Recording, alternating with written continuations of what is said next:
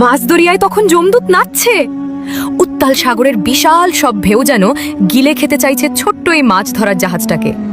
চারদিকে শুধু পানির গর্জন আর লুনা বাতাসের সব আশা যখন শেষ, মাঝি মাল্লাদের চোখে মুখে তখন মরণা মুহূর্তে এক ভক্ত ব্যাকুল হৃদয়ে স্মরণ করলেন চট্টগ্রামের মহান আধ্যাত্মিক সাধক হজরত মালেক শাহ রহমাতুল্লাহি আলাইহি করে উঠলেন, হে আল্লাহ, হুজুরের উসিলায় আমাদের রক্ষা। মুহূর্তে নিজের পবিত্র দরবারে বসা অবস্থায় হঠাৎ বিদ্যুতের মতো চমকে উঠলেন মালেক শাহ। এক অলৌকিক তেজ। তিনি চিৎকার করে মুরিদকে বললেন, বাবা, জলদি একগাছা দড়ি। লোকজন কিছু বুঝে ওঠার আগেই হুজুর সেই দড়িটি নিয়ে কাছের একটি গাছের সঙ্গে শক্ত করে বেঁধে দিলেন। শুরু হলো এক অবিশ্বাস্য দৃশ্য। হুজুর যেন কোনো অদৃশ্য পাহাড়ের সঙ্গে লড়াই করছেন। তার ঘাম ঝরছে, গায়ের সমস্ত জোর দিয়ে তিনি দড়িটি টেনে ধরে আছেন, যেন উত্তাল সাগরের সেই ছোট্ট জাহাজটাকে তিনি একাই টেনে ধরক্ষণ পর চারপাশ নিস্তব্ধ হয়ে এলো। হুজুর ধীরে দড়িটি ছেড়ে দিল। দীর্ঘশ্বাস আর চেহারার স্বস্তি দেখে বোঝা যাচ্ছিল মহাসংকট কেটে। ভক্তরা অবাক হয়ে তাকিয়ে রইল।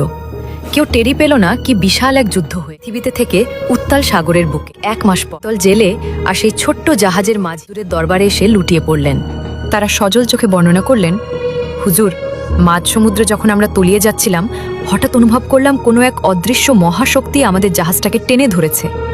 মনে হচ্ছিল কোনো এক লোহার শিকল আমাদের টেনে মৃত্যুর মুখ থেকে বের করে। সবার আর বুঝতে বাকি রইল না যে সেদিন হুজুর আসলে কোনো সাধারণ দড়ি টানেননি, তিনি টেনেছিলেন অসহায় মানুষগুলোর জীবনের ভরসা।